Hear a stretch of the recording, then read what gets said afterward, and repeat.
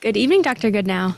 Good evening, Victoria. Thank you so much for joining us this evening for the Prodrome Science Ask Me Anything with Dr. Goodenowe. It's so nice for us to be here for the Prodrome people. It's great. Absolutely. And we, the team at Prodrome has been flooded with questions. Every day, so many questions in their email, on social media, with customer support. So we know you're a really, really busy man. You were in Japan a couple weeks ago. You're flying out tomorrow morning to Canada. So it's kind of hard to track you down, but we got you. Yes. And we have tons of questions here submitted by people all over the world, and we're hoping to get some of your insight about brain health, being, the founder of Prodrome Science and the inventor of this breakthrough plasmalogen supplementation. So thank you so much for being here and being open to answer all these questions. Oh, you're very welcome. And this is my favorite topic of conversation over coffee anyway. So this is there's nothing I'd rather talk about in the world rather than the brain. Then brain health. I love it. And it's so many questions. So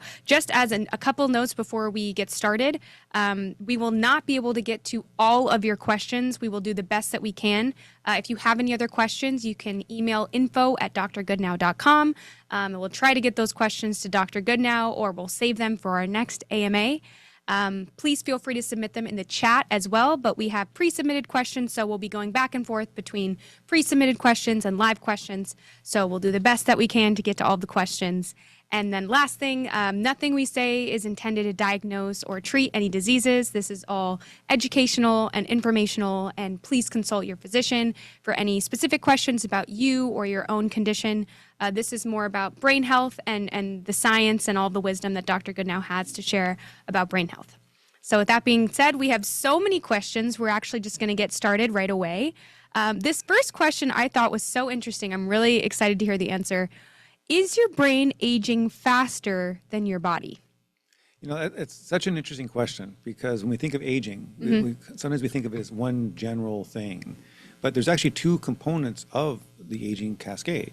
One is, how does our environment outside of ourselves or some sort of external event cause degradation in our bodies? And the second part is, how do the internal operations of our body become less and less able to maintain the structure and function of our body? So when you think of peripherally, when you start aging, like basically your muscles, like you get muscle density, muscle loss, bone loss, these are things, or your connective tissues, like the physical aspects of aging, right? And your outside body is different, because remember we had the episode with lasers, right? And they were talking about the penetrance of the lasers in the head, brain, versus the rest of your body. And so so outside your brain, your bones are on the inside and your tissues on the outside. So your tissues are actually what are most exposed to the environment, and they're the ones that are actually taking the abuse.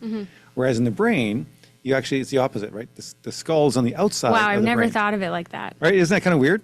And so when you're talking about the brain aging, what's happening, so what causes the brain to age is either nutritionally or the underlying biochemistry. It can no longer maintain its structure and function. Okay, and so we talk about the plasmalogens and how the ability of the peroxisomes and the oligodendrocytes to maintain the myelination of the brain is a big, big deal. Because what happens in the brain is it kind of reaches its maximum potential, assuming you lived a pretty decent life, in your 40s to 50s. That's when the brain is basically the fullest. We measure that by white matter densities. And then over time, this white matter is this reserve capacity of plasmalogens and other phospholipids. We start losing that because we can't maintain it. And so we get this loss due to the inability to maintain. And the second aspect of aging is, what kind of environmental stressors? So obviously you get a toxic exposure, you get inflammation, you get an injury. All these things can accelerate the aging process, but it's actually being accelerated by some excessive external stress. So those two things in combination. So back to the question, does the brain age at a different rate than the rest of the body?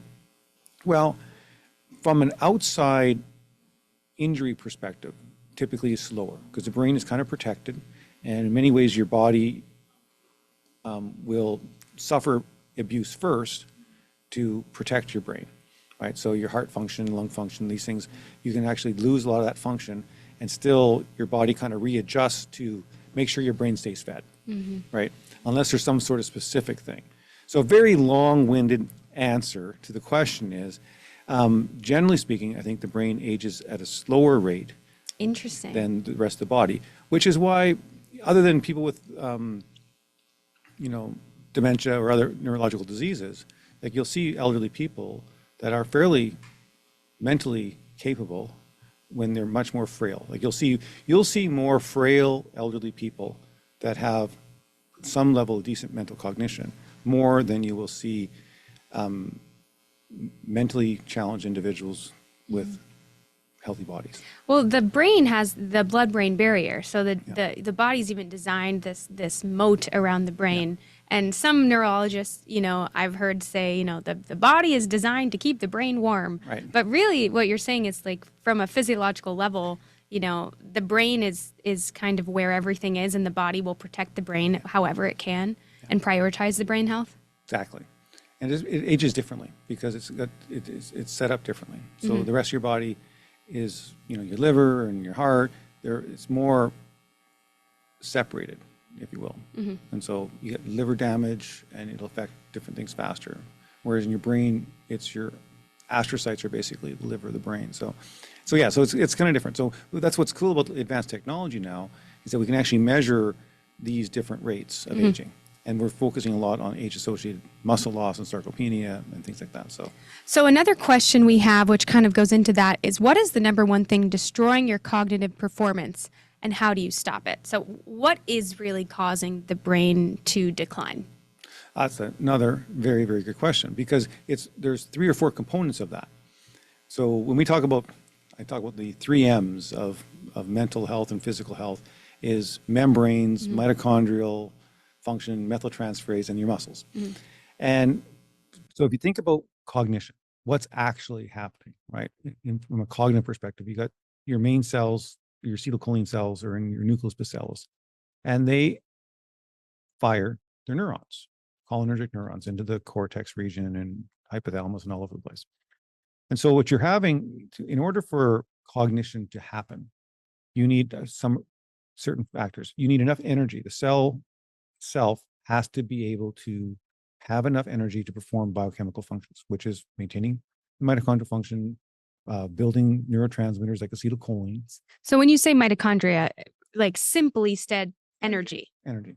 And so, like we talked, in different episodes about fatigue and brain fog, right? So brain fog, which causes cognitive impairment. So if you have a foggy brain, you're not thinking straight, right? You're having a hard time. I can't put 2 thoughts together.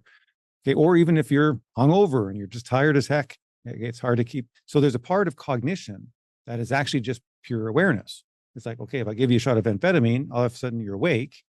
Okay, and so there's some of these issues when we look at clinical cognitive testing, we have to take into account the actual awareness level of an individual. So if you wake up, okay, you can be sharper. So that's the mitochondrial, actually physical energy. And then there is the part, which is the membrane part, which is actually, can those neurons release their neurotransmitters? Like this release of neurotransmitters, synaptic transmission. Which means communicate with one another. Correct. And that's a very lipid membrane mediated thing. So as we talked a lot about the plasmalogens, so the Breaking Alzheimer's books goes through in great detail how we need these omega-3 plasmalogens in these membranes and other critical molecules. And so when the brain shrinks or loses that fat, it has a reduced ability to release these neurotransmitters, which is a critical component of cognition. And the other part is once those neurotransmitters are released and the receiving cell gets stimulated or suppressed, whichever the case may be, by those neurons, by those neurotransmitters, in cognition, it's stimulated. So acetylcholine is a stimulating neurotransmitter. Then the cell that gets stimulated, whether it's a glutamatergic muscle cell or whatever, well, that signal has to pass through that axon to where it's going. Well, that's your white matter, so your myelination. So in order to actually have proper, so this is why when we talk about Alzheimer's disease or we talk about dementia, and we say, okay, there's vascular dementia, there's Alzheimer's dementia, there's Lewy body dementia, we call it type 3 diabetes type dementia, right? So you can see all these different factors can all cause a reduced level of cognition. So clearly, there are multiple variables that need to be working together. And so you need to actually have enough energy to think, because that's your mitochondrial function. You need membrane structure the neurons need to be able to release their neurotransmitters, which is this membrane metal, DHA plasmalogens. The myelin sheath needs to be intact so the signal can actually go from point A to point B. And specifically for cognition is this methyltransferase system. People think about the homocysteine levels, for example, because acetylcholine, which is the key neurotransmitter for cognition, is partially manufactured by N-methyltransferase. And so that's what we talk about, making sure your methyltransferase system. So in order to maintain really good high functioning cognition indefinitely, you need to have those four things working. And maybe for some people, one might be the problem area or the weakness over the other, but it's energy, membrane, methyltransferase, and muscles. Yeah.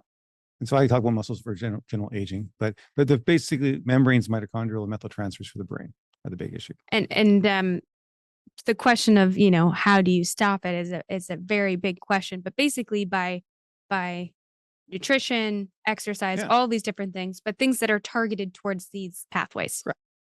Like if the main ingredients of baking a cake is some eggs and flour and yeast and milk or whatever it is, right? Like you can't say, if you lose any one of those things, you're going to have I can tell you made a lot of cakes. Pretty terrible cake. Exactly. Whatever they put in those things. But so you think about anything in this world, right? There's like you remove one key ingredient and the whole thing doesn't work. So you'd mentioned brain fog. Someone asked, what is happening biochemically when you have constant brain fog? So brain fog is like the brain having the flu, fundamentally. Okay, so when you feel tired, and this is a really critical thing, we're dealing with a lot of our ALS patients and Parkinson's and MS, is that we've learned over the last few years is to really monitor fatigue levels in individuals, especially when they're trying to recover and when you're trying to incrementally improve your health. And fatigue, by any cause, is mitochondrial related. So if you get a flu and you're just tired, you just can't, that means that the inflammation by the flu virus, or whether it's a bacterial infection or whatever it is, that is creating an energy load on your body in excess of what your normal homeostatic baseline is. So there's been a load added to your body above and beyond what you would normally, that you're normally adjusted towards. And that sucks your energy down. And so you feel tired. Now, in the brain, what happens if you get inflammation of the brain, or if you get some sort of disruption of blood flow to the brain, the same thing happens. So the brain now creates this excessive stress on the brain. So it's performing energy. So say the brain can make 100 of units of energy anytime. And normally the brain functions with 90% of it. So you got maybe like 10% capacity. And so long as you are there, you're normal, you're feeling you're firing.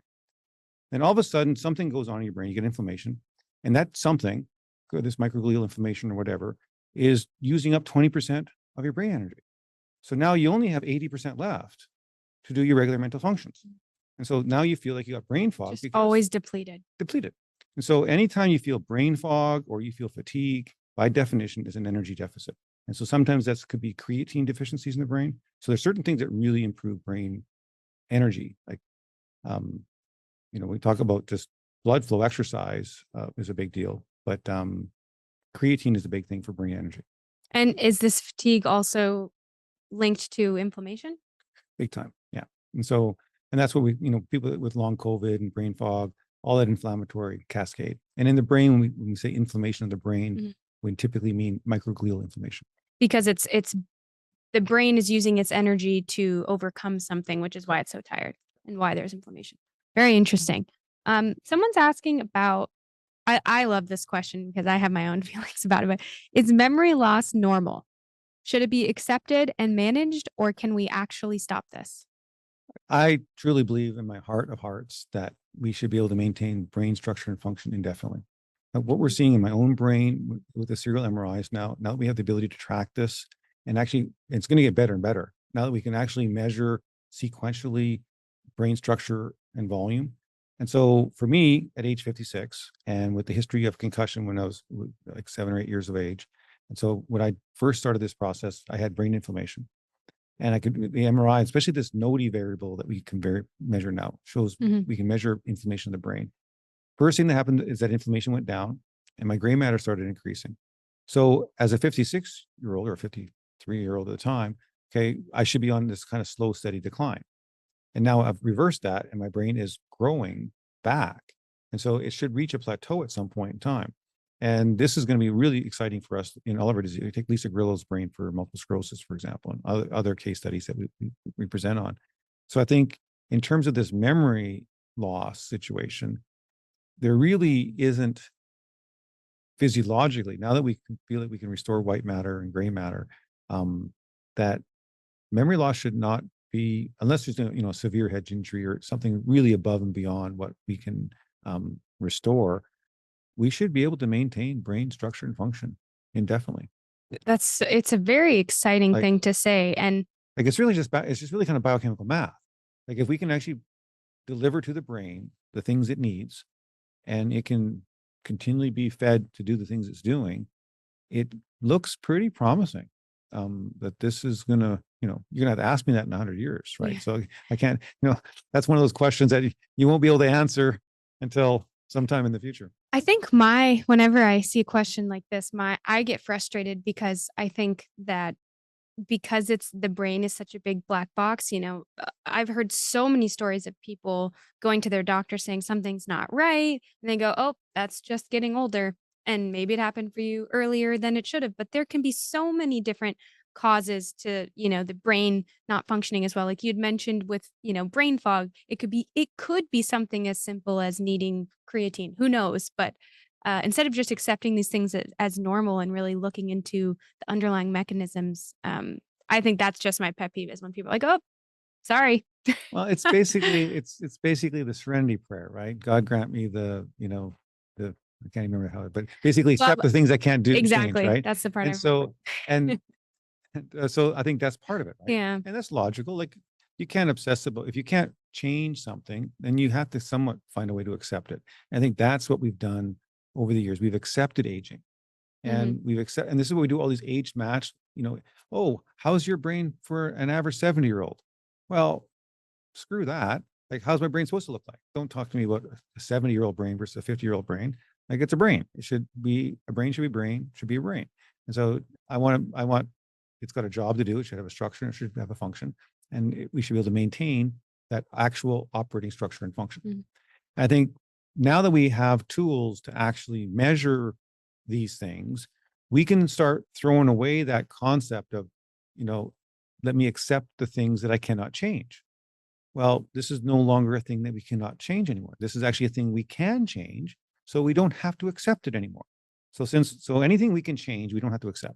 And so, like, you're in a toxic relationship and you can leave, you can change, right? So you don't have to accept something bad in your life. Like, you can make a change. I think and that's the key variable. If you have some objective, measurable way of making a change, then you've now created a real sense of empowerment, because now it's just up to your own will and determination.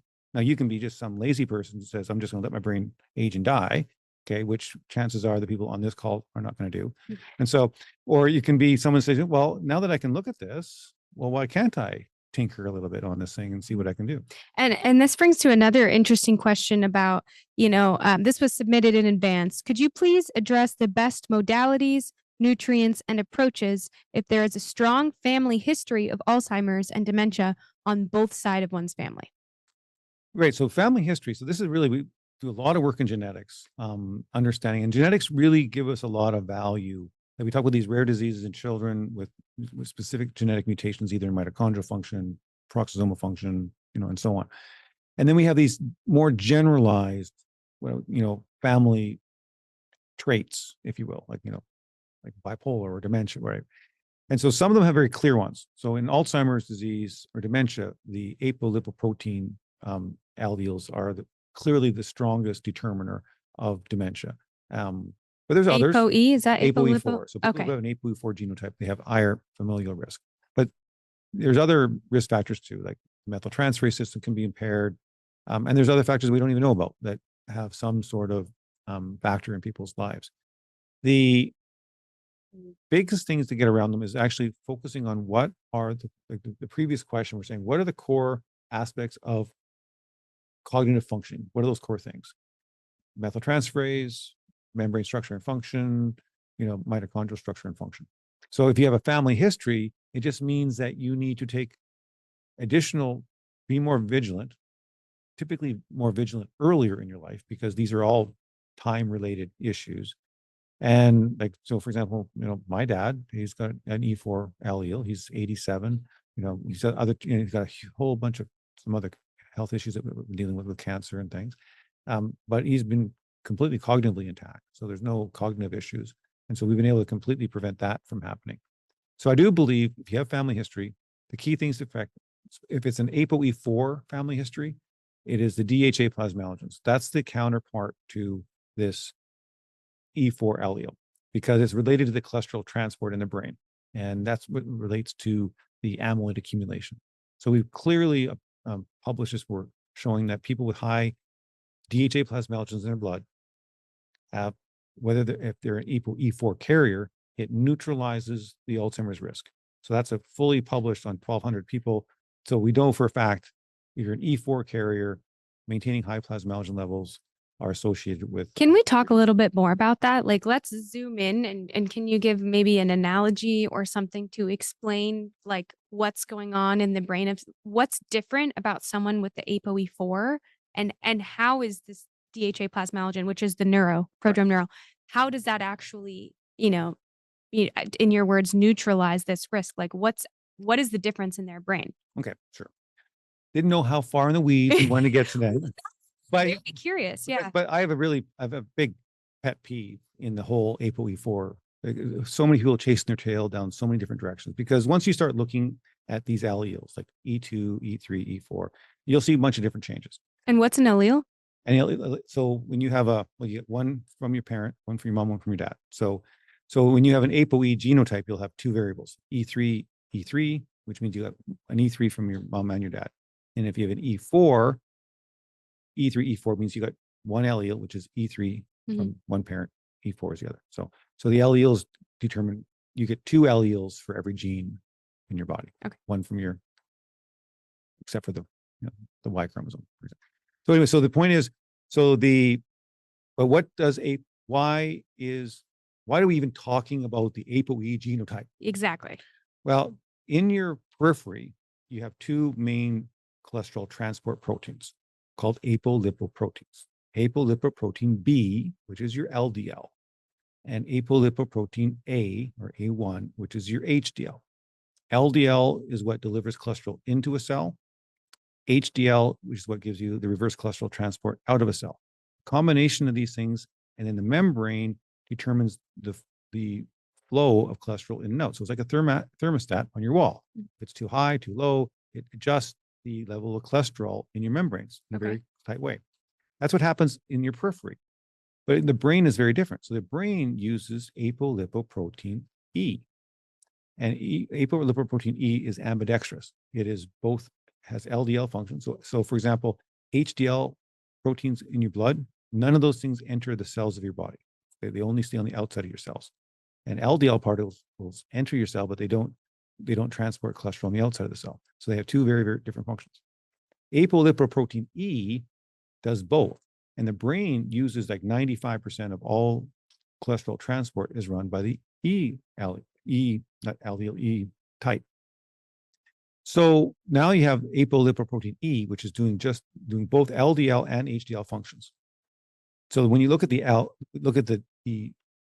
Alzheimer's risk alleles, which is E2, E3, and E4, the question is it affecting the LDL function of ApoE, or is it affecting the HDL function? And it's very clear, unambiguous, that it doesn't matter whether you're an E2, E3, or E4 carrier, the LDL, the lipid cholesterol transport, is completely identical.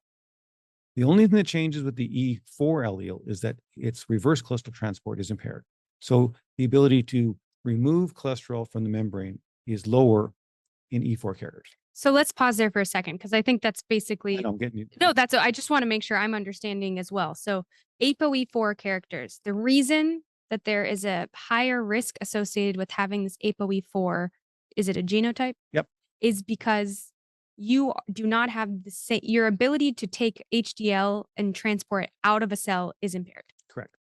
And the result, what happens then is cholesterol in the membrane can accumulate.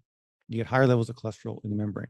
And when the cholesterol in the membrane increases, then the amyloid processing, APP, called amyloid precursor protein, shifts from alpha secretase to beta secretase, and you end up with the accumulation of A beta, amyloid plaques.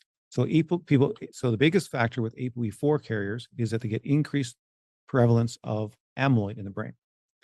Now, the counterpart, so ApoE, like the HDL and DHA plasmalogens, those are two members in the three-legged race. Okay, they both contribute to cholesterol transport. So when they're running, together, everything's fine. And this is why E4 is not a problem when you're younger. It only becomes a problem later in life when your plasmalogen levels go down. So what turns the E4 risk on is the reduction of DHA plasmalogens in the membrane. So all of a sudden, the counterpart, like the part that actually helps clear cholesterol, which is the DHA plasmalogens, go down. So if you add DHA plasmalogens to the membrane, you eliminate the risk factor for E4. And that's and so you help because you're able to get some of this cholesterol out of the cells. yeah, it goes back to it maintains its normal levels. Interesting. Yeah. So when someone's asking about, having this predisposition on both sides, the DHA plasmalogens will help with the reverse cholesterol transport in the brain. Epidemiologically, our postmortem studies, very, very clear. Like if it's an E4 aspect, the DHA plasmalogen, in the published work is very clear. It's essentially an antidote to E4. That's an amazing thing to hear, especially I would imagine if you there's a whole big chapter on it in the book. This is published information, and unfortunately it does, sometimes that doesn't get translated into the normal clinical course of action. Another question that we had in a few different ways, once sent in on social media and once in the live stream. So I'll read both, but the social media one is, how does this compare, or how do your products compare to the other big PC out there? I don't want to mention the name, but the initials are BB. They kind of mention the name. I do a lot of nutrigenic testing, and many people require PC supplementation. I also use it in my mold detox protocols. Would love to know a product comparison. And then just to follow up on that, somebody asked, what % of non-egg PC can cross the blood-brain barrier? So I think the question is, from a couple different angles. How are your PC products different than the other ones on the market? And what % of the non-egg PC cross the blood-brain barrier, if you know that, versus your egg? For sure. Okay, so the first thing is that choline is an essential nutrient for humans. And this is another example of how slow it takes for knowledge to get incorporated into traditional medicine. We have known since the 30s and the 40s that if you feed an animal a choline deficient diet, okay, they get very sick and they die. So even though your body can technically make choline, which is what they're talking about with the phosphatidyl ethanolamine N-methyl transferase, so this your body has a mechanism to make choline. So you can physically make choline, but it is energetically demanding. And so it's almost impossible for the human body to make enough choline all on its own. It's exactly the same concept as plasmalogens. So we all physically make plasmalogens. If we didn't, we'd all have RCDP-like symptoms, right? But the challenge is we at some point, we can't make enough of them. And this is where, so choline supplementation is a critical thing. Okay, so the question is, so there's no question that getting sufficient choline in your diet, absolutely good thing. It's good for your membranes. So that part, whether it's a plant-based phosphocholine or an animal-based phosphocholine, getting choline is good. Okay, so the choline part of a plant-based phosphocholine and an animal-based phosphocholine is the same. Choline is choline, which is great for the body. You need it. But difference between the plant-based phosphocholine and the animal-based phosphocholine is the structure of the fatty acids on it. Okay, and this is where, and it's only relevant to the brain. There's two components. One is the fatty acid composition, and the second one is the SN1 and SN2 positions, which I'll talk to you in a second. So the brain uses stearic acid, oleic acid, and palmitic acid at the SN1 position in humans, and actually all mammals. And that is what is built in brain membranes. And the only way to get fat in the brain, so this is what we're doing with brain restoration, right? So we talk about plasmalogen restoration and phosphatidylcholine restoration. We need to get fat into the brain. And there's only two ways of doing this. One through the diacylglycerol pathway, which is where the plasmalogen precursors go in, and the other one is through lyso-PC, okay, which takes in the SN1 position across the blood-brain barrier. This is where animal and plant phosphatidylcholines differ. Okay, everything else is fine, okay, but plants are not humans. They have cell walls. They have a different membrane structure. So when a plant seed gets ready for the next germinating plant, it's creating, the seed is a plant egg, for example. And so the seed of a plant is designed to feed that seed for the cell walls that the plant will make. And the structure of plant cell walls is different than the structure of human cells. We have we have cell membranes. Plants have cell walls. Now just remembering this from my, ninth grade bio. Exactly. That was a big thing. I was like, we do not have cell walls. Right. And so plant-based phosphatidylcholine, it contains linoleic acid, like at the SN1 position, high concentrations of it. Okay. And the question whether or not it goes to the blood-brain barrier or not is irrelevant. It actually does. So there's no difference between plant-based PC and animal-based PC in terms of getting lyso-PC across the blood-brain barrier. They both do, but that's the problem. So the human brain does not contain or use there's no very small amounts of linoleic acid in the human brain. Okay. And virtually no linoleic acid at this SN1 position. So plant-based phosphatidylcholine that gets into the brain has to be metabolized by the astrocytes and things. So there's additional processing. Mm. And so that's why animal-based PC is what we use to get in the brain, because that's what the brain actually uses. It's in a compatible form. The rest of the body has what's called a phospholipase A1 enzyme. It can repackage phosphatidylcholine quite effectively. So, if there's nothing really wrong with the seed oil-based PCs. It's usually, unfortunately, it is very high in omega-6. So it is pro-inflammatory in that regard. So it's kind of a 2 steps forward, 1 step back scenario. It's anti-inflammatory because of the choline in it, but it's a little pro-inflammatory because it has linoleic acid in it. Is sunflower seed the source of a lot of the other PCs on the market? Well, the sunflower seeds, they're not all the same. So sunflowers, there is what's called high oleic acid sunflower oil, which is actually is really good. It's got a really good flash point. It's a great cooking oil. Unfortunately, that they don't use that to make PC. Mm. So typically when they get sunflower, like phosphatidylcholine is usually from soy, but you can get some phosphatidylcholine from sunflower, but it's usually the regular sunflower. Mm. So not the high oleic. Yeah. So high oleic acid sunflower oil, if you were able to get PC from that, would probably be pretty good. But the egg is still on a different level because it well, it's got the saturated, it's exactly, when we do the mass spectrometry analysis of egg PC versus a human blood sample, they just match completely. Interesting. Like they're exactly the same. Like wow. they're really, it's quite interesting. And so when you do a mass spectrometry analysis of plant PC, it's a very, very, you can just see these are not the same. Mm-hmm. And so animal-based PC is clearly, we use egg yolk oil, but liver, other fatty meats will have good. Yeah. And someone asked, are those on a vegan diet at risk for choline deficiency?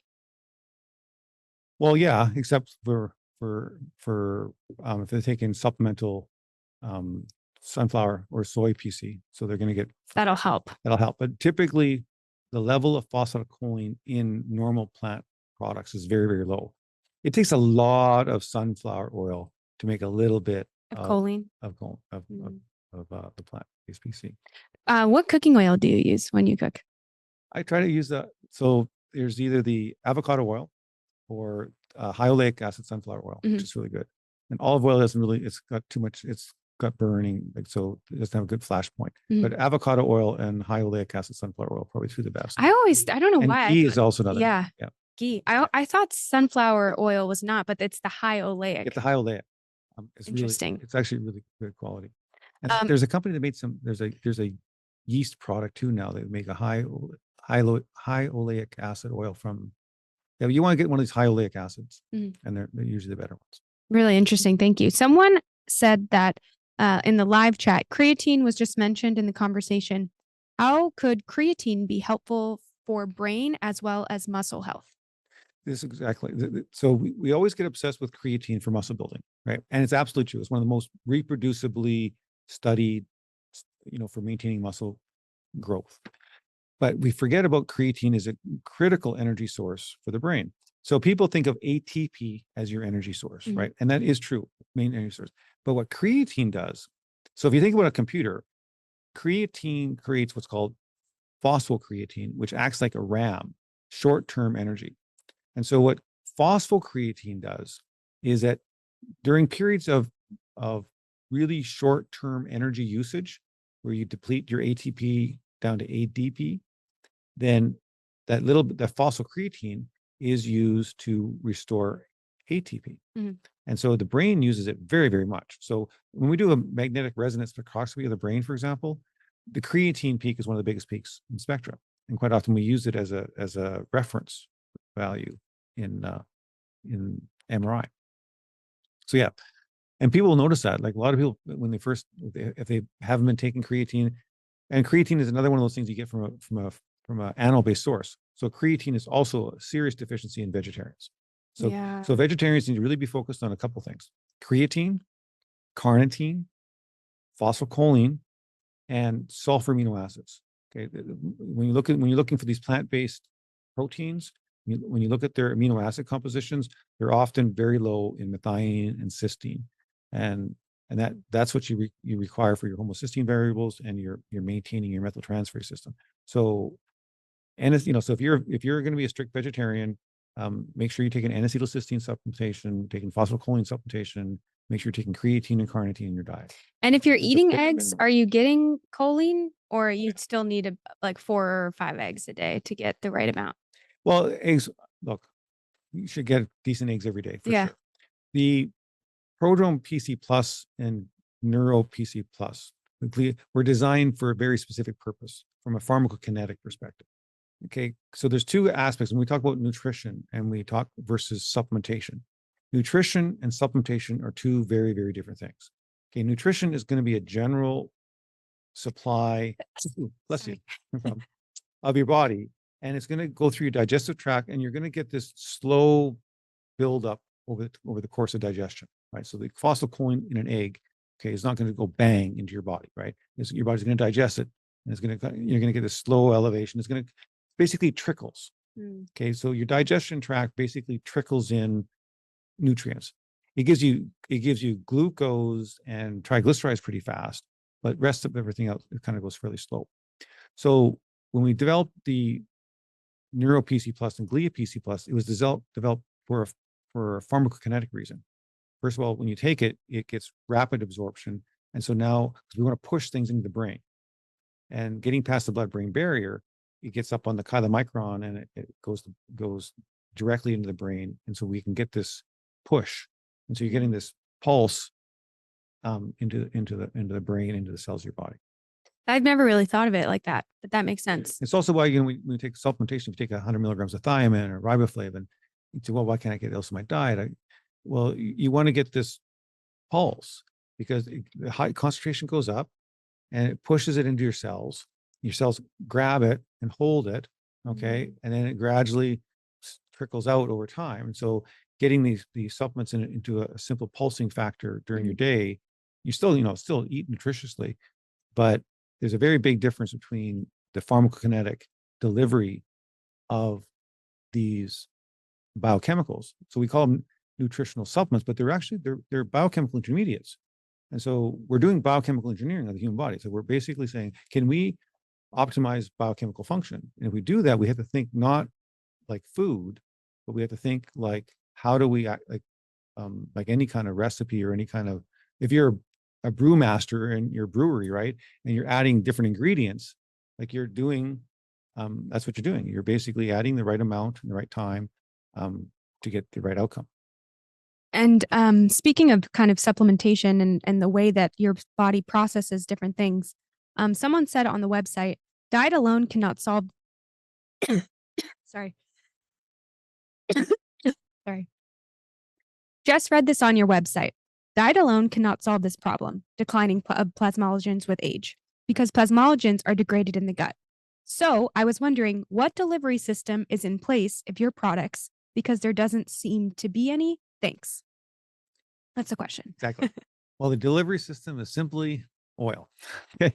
It's actually designed to work as food because so what happens with plasmalogens? So our products are not plasmalogens. They're actually plasmalogen precursors. Okay. Just like niacin isn't NAD, niacin is a precursor to NAD. And so, or N-acetyl, cysteine or cysteine isn't glutathione. It is a critical ingredient and a precursor to glutathione. And so in many biochemical engineering approaches, the final product is not a viable mechanism to actually supply that product in the body. So the plasmalogen precursors do not have the digestion problem that fully intact plasmalogens. So what makes the plasmalogen biologically active in your cell membranes is the final step in their manufacture, which creates this vinyl ether bond. That's what makes it oxidatively sensitive, which is why it will react with hydrogen peroxide and neutralize hydrogen peroxide. It also provides it with the membrane fluid. It gives it its membrane characteristics. But the problem is, as soon as it touches the acid in your stomach, poof, it's gone. So plasmalogen precursors are called alkyl acylglycerols. And this is what's found in human breast milk, for example. So human breast milk contains these alkyl acylglycerols containing oleic acid. And they get absorbed just like fat does, like a regular triglyceride does. Well, not exactly, close. A regular triglyceride gets digested to what's called a monoacylglycerol. But plasmalogen precursors, ours, gets metabolized to an alkyl acylglycerol.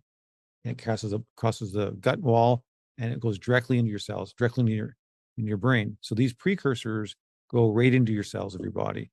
And then the cell makes the final plasmalogen.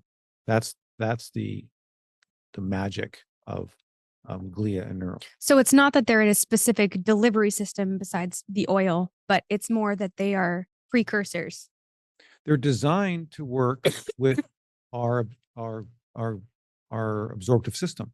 Like our human body, the upper GI, so the lipases the gut lipases and the pancreatic lipases, okay, these are designed to rapidly deliver triglycerides. This is what's really elegant. So when you get a meal, you're in the desert and you find yourself with an avocado and you eat it, okay, the very first thing that happens is that fat gets absorbed and it goes directly to your muscles in your brain. Okay, your muscles in your brain get fed before anything else in the human body, and it feeds it fat. And so we're commandeering the normal human delivery system. So we're not trying to redesign the delivery system. So we don't, liposomes are fine, okay, for certain things, but you need liposome. When people talk about, oh, liposomal delivery of glutathione or liposomal delivery of curcuminoid, okay, or liposomal delivery of a drug or cancer. So what you're doing when you're doing liposomal delivery is that you're trying to bypass, you're creating an alternative absorptive pathway in the human body. We don't need to do that because we can actually use the natural absorption process, because we're not trying to take a foreign agent across the gut lumen. We're actually using the natural gut lumen delivery system, and we're just piggybacking on it. Speaking of liposomal, that makes me, I think of liposomal vitamin C, liposomal glutathione. Somebody asked, doesn't depleted glutathione levels also cause toxicity and inflammation in the brain? Absolutely. So that's a big thing. So, I have many, many pet peeves in this world. Okay. One of them is Tylenol. Okay. Tylenol is one of the most toxic drugs out there. It should never even be above across the counter. Yeah. And because what Tylenol does specifically, okay, acetaminophen, is that it's the detox mechanism. When you take Tylenol, your body, the molecule that detoxes Tylenol is glutathione. And so acetaminophen very reproducibly depletes your body of glutathione. So if you go in your cabinet, you go and you eat half a bottle of Tylenol, you'll have. No one's doing that. That's a Yeah, lot. please don't do that. Okay. But no, it's a horrible death. people committed suicide eating Tylenol, and it's like they're basically it's just horrible because their liver just shuts down and it's incredibly toxic. So back to this glutathione. So yes, glutathione is a critical detox molecule, and in order to maintain it, you need cysteine and glycine and glutamate, but that's usually not a problem. And so glycine is an amino acid and cysteine. So that's why I don't really get involved too much in the glutathione world. I just say N-acetylcysteine, high doses of N-acetylcysteine. Like we should be on. Like personally, I take. Is it a precursor to glutathione? Cysteine. And what's nice about cysteine is when you take it, it prevents you from getting depleted from methionine, and you don't want to. There you go. And we don't really like to supplement people with methionine because it has other negative consequences. Like, small doses here and there are fine. So cysteine is a very powerful thing. And so I take about 3 grams of N-acetylcysteine a day. Like, I love the precursor. Taking precursors, does that just allow your body to, is it an easier process on your body, or? Well, it delivers it to where the body needs to use it. Okay, so see, glutathione itself cannot pass the mitochondrial membrane. So all the glutathione inside your mitochondria is made inside the mitochondria. And the glutathione that's in your cytosol is made in your cytosol. So if you can get there's some glutathione that'll pass from the blood or the extracellular space into the cytosolic space, but no delivery of glutathione can actually get into the mitochondria. So the mitochondria has to make their own glutathione through. Mitochondria has to make their own glutathione. Yeah. And so it goes. So that's why making sure you have good levels of cysteine. And again, it's this dosing thing, right? You want to pulse things so that you can actually push these nutrients into the membrane, into the subcellular compartments that you want them in. So we have many questions left. Sorry, No. It's really fascinating. Many questions left, only about 12 minutes. So we'll do a little bit of rapid fire. Sure. Those with leaky gut, can you absorb the plasmalogen precursors? 2 things. So yes, but more importantly, it helps heal the leaky gut. So, in my experience, okay, the 3 things that are the most important for healing leaky gut is these special curcuminoids. The one we sell is called BDMC, bis-D-methoxycurcumin. And it's not because, so curcumin has more than one activity. So it is actually the only non-natural molecule in our repertoire, to be honest with you. Everything else that we ever use in our systems, all are 100% part of the human biochemical system, except these ones. And the third one, called curcuminoid number 3, which is this BDMC, it stimulates certain gut microbiome microRNAs. And so it's very good at gut work. So the plasmalogens, especially the omega-9 plasmalogens, plus the curcuminoid, and then a gut peptide called BPC-157 in the oral form. Those are, in combination, a really powerful, combination to restore leaky gut. Because once you restore the leaky gut, it solves a lot of problems. The other thing people can do is there's certain, probiotics that I've used in the past, but it's a kind of a mixed. I like Ruteri, for example. So, do plasmalogens help mold exposure? Yeah, so it doesn't detox the mold. Okay, so this is the one thing. This is a question, and it comes up with so many things. Parkinson's, multiple sclerosis. So any kind of disease mechanism, people say focus on the disease, right? So you have Parkinson's, so people are worried about alpha-synuclein, or you have, ALS, and people are thinking about TDP-43, and they always think of Alzheimer's and plaques and tangles. So everyone's looking for the bad guy. So find the toxin, find the protein, let's get rid of the protein, let's detox. Okay. And clearly you want to minimize your exposure, but there's virtually nothing that the human body gets exposed to that it will not clear eventually. It's just a matter of time and dilution. Okay. We will do that. So when we talk about mold exposure, what the question is what is the mold doing to you? Okay, so there's toxicity, there's toxic molecules being emitted by the mold, okay, and that is causing inflammation, microglial inflammation, and that inflammation is causing demyelination and a whole bunch of negative consequences. So what we focus on fundamentally is restoring the structure and function. Okay, can the body perform its normal function in the presence of a toxic mediator like mold. And the reason why we know that this is more powerful than detox is the experience that we have in animal models with, say, cuprosone or MPTP for Parkinson. Cuprosone is way more toxic than any mold exposure ever will be. Okay. It causes demyelination in mice 100% of the time, all the time. And if we supply animals with good nutrition and plasmalogen precursors, we can maintain myelination. And in fact, we can actually improve myelination while the animals are being exposed to the toxin. So I think what we're really learning over time is this restoration of health isn't a gimmick anymore.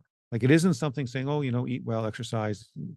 Really, at the cellular level, if we can restore cellular health, the body has such powerful, regenerative, resilient capabilities that and we already know that because not everyone gets the same mold exposures, right? You can put 10 people in a mold-filled house, 8 or 9 of them are going to be fine. 1 or 2 of them are going to get sick. So the question is clearly,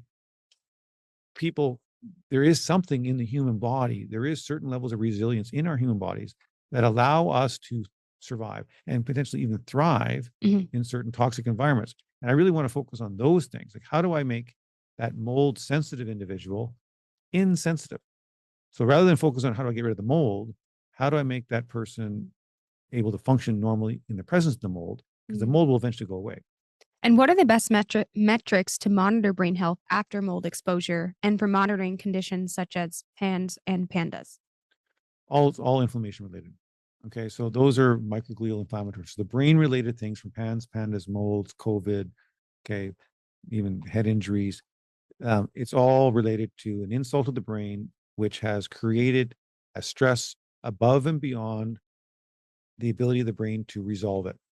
Okay, so you get these inflammation. So inflammation is natural and normal. Okay, you're going to get it all the time. And what happens is you should have an inflammation insult, and that inflammation should resolve itself over time. Okay, and the resolving of the inflammation is typically related to your mitochondrial function and your nutritional capabilities. But if you get an insult and you are unable to resolve that insult, that inflammation becomes perpetuated. And this is what we call autoimmune. So these situations were there. So when we're looking at measuring that in the brain, this is where the advanced MRI comes in now. Obviously it's very difficult for children, but for adults, no big deal. We can measure that brain inflammation with this NODI variable. In the blood, you can look for, obviously plasmalogen level depletion, mitochondrial function. We measure different things in mitochondrial function. You can look at, galectin-3 levels, and there's lots of inflammatory biomarkers that you can measure in the blood. Is it okay to take neuro with other supplements in the morning? Do you need to avoid any combinations? And then another one is, could plasmalogens be causing fatigue? One at a time. So definitely you can mix your plasmalogens with anything. Okay, I do. Like I take I take supplements twice a day, basically, morning and night, and 2 different groups of supplements. So yeah, I take my plasmalogens and wash them down with things, right? But yeah, so no, there's no issue with taking plasmalogens with other supplements. And if you can tolerate them with minimal food, you're going to get the better outcome. Just the difference between the oils. I know people like the gel caps. I drink the oils. Okay. Because I love how you say drink. I drink the oils. Okay. I take a fair bit of that every day. And because it works faster. Right. And so there's a course effect. So when you take the gel caps, it's going to work a little slower because it's going to take a little while for the gels to dissolve in your stomach, for example, right? So absolutely. And if you take it on a minimal amount of food, always best. But obviously, if you have nausea, take it with food. The fatigue from plasmalogens, the only thing that cause, like neuro for sure, should never cause fatigue. Okay. If anything, it could, make you more energized. Glia is quite calming. Okay. And so it helps you sleep. It actually is a very calming molecule. It's almost like it has a little bit of you make a 9 in it. It's almost like a CBD oil, for example. And at nighttime, it can help you sleep longer. So what can happen with some people when they take high doses of Glia at night, they might be tired in the morning. Okay. So it's really not a fatigue situation. It's really more like, just over calming your system. Interesting. Yeah, I can't take Glia too close to bed because I don't know. I feel like everyone's different, but I do find on the whole that I find it to be relaxing, but I personally can't take it like right before bed. I don't know why. Yeah, Okay. somebody take it a couple of hours before. Yeah. Everyone's different. So yeah. How much plasmalogens do you need to change your eyesight? I wear glasses now. I want to someday be without them. Um, Dr. Goodenowe is the best neuroscientist in the world. Thank you so much. What a fun message. You improved your Yeah, eyesight, so I'm wearing and these glasses Lisa now, also but I don't improved really need hers. them anymore. I can't wear them for anything short, like for close Hmm. by. So I still I'm nearsighted. And so so when I was probably around 16, when playing hockey, I realized, okay, I couldn't see the puck very well. Hmm. I could sense the puck, but I couldn't really see the puck. Hmm. And when I went to university, I realized I kind of had to sit closer and closer to the front. So I got glasses. So at a very young age, but my nearsighted was always very good, right? So it was just needed glasses for farsighted. And so when I got in my late 40s and early 50s, I started having other issues with so that's where you get trifocals and things like that. Hmm. And so when I first started taking plasmalogens, once we were manufacturing them a few years ago, and my glasses, I thought it was negatively affecting my eyesight, right? Okay, because all of a sudden, because I'm working on a computer all the time, and I was if people do a lot of work on your computer, you get this brain fog, get headaches and Hmm. things, right? And so then I started noticing everything was like I couldn't see properly out of my like because if you're wearing these bifocals, right, you're always used to having your head go up and down. Maybe I'm a small subset of the population, but anyways, so the point is, so then I realized I took my glasses off and I could see. And since then, systematically, my vision has maintained its level of when I was 16 and 17, and even better, my my farsighted has gotten better and better over time. So the amount of plasmalogens, take a look at Lisa Grillo with her restored vision. Um, I don't know exact doses, but typically, the rule of thumb is like a bottle a week, bottle of neuro, bottle of glia. So in that 6 to 8 gel caps or that, Of both? yeah, 5 mLs. Yeah. Are the glia and the neuro working together for vision in particular? Um, the neuro is really the critical ones because your retina and things are really one of the highest places of DHA plasmalogens. And the glia, of course, is for the calming. So I take glia at night and neuro in the morning. Okay. Personally, I take 30 mLs, just so if you want to know, of the neuro PC in the morning, and I take 30 ml of the glia PC at night. That's my daily routine. So that's 15 mL. So that'd be the equivalent of 30 gel caps of each. Right? Whoa. So that's my daily routine.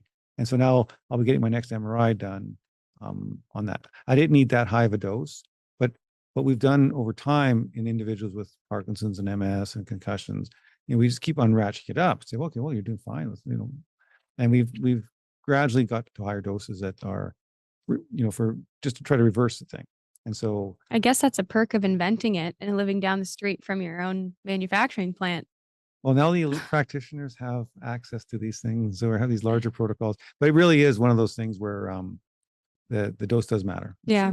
we started like when we ran our clinical trials, the maximum dose in the trial was 4 mL, so it would have been 8 gel caps. Mhm. So, but for most people, that 6 to 8 of each is ideal for you know regeneration and maintenance long term. Last question. We only have a minute left, but I think this is a question that I'd love to hear your answer to. I fell down concrete stairs. Would you say I am never going to have have the way my brain used to work? Like, am I always going to have concussion side effects? Does it get better? So first of all, absolutely gets better, and obviously the earlier the better. So concussions, like any kind of brain injury, has a path, has a time course. Mhm. Especially if you take like professional athletes, for example, that suffer multiple concussions, or you get uh, soldiers with the blast force concussion type situations. So the insult of the injury, the hit impact causes inflammation in the brain, and it causes an acute inflammation. And typically, concussions create this kind of a isolated, kind of isolates the part of the brain that get injured, and other parts of the brain start taking over, and it stays inflamed. So yeah, so the answer is what we've seen very clearly in my brain and in others, that when we restore mitochondrial function, and plasmalogen levels in the brain, that the brain does heal itself. You physiologically, you notice a difference. Okay, and then on an MRI, we can map those changes. And so I think that, you know, we are at the point where we really can make these changes to the brain. We can measure these changes to the brain. We're really past the point of guessing now. We're really at a whole new game. This new, like the Dr. Goodenowe research team with the advanced science cyclotron technology, which is now like we're expanding it to some 300-400 markers, but we actually measure about 11,000. And so those become more and more available to our elite practitioners. The Neuro Restore package, which is really matured into simple packaging that we can do, and and like everything we make, we use, right? It's actually, we're like, it's not just some theoretical, oh, this is a great product to make, sounds like someone might want to buy that. No, we're making things that we actually want to use, we need to use. And so we're very practical orientated. And then of course, with these PC Plus products, we really can get things in the brain. And now with the MRI, we actually have this, we have the trifecta. We have the blood analysis, we have the brain analysis, and we have really structured nutrition that can deliver specific molecules for specific reasons, and we can measure those changes. So it's been a long time getting to this point. I'm so extremely excited about this biometrics launch that we're doing in the next few weeks. So, and it just shows to me that only someone with a very high functioning brain could be developing both the products and the all of the tools and the technology you have and this new neuro MRI. I mean, it's just all of the different components coming together is just so amazing. And I know how busy you are. So thank you so much for purpose. Yes. So this is the other part, so this is definitely, all this work is giving me purpose. There's definitely not a lack of things for me to get up to think about. Yeah, Right? absolutely. And we all need that. Absolutely. Well, thank you for sitting down with us. We got through as many. I know there's many questions we couldn't get to, but we got to as many as we could. So I'm sure there will be another AMA where we'll force you to sit down with us and get as many questions as we can in. But thank you so much. We know how busy you are, and thank you for all the work that you do. Victoria. Loved it. Thank you. Thanks, everyone. We'll see you next time.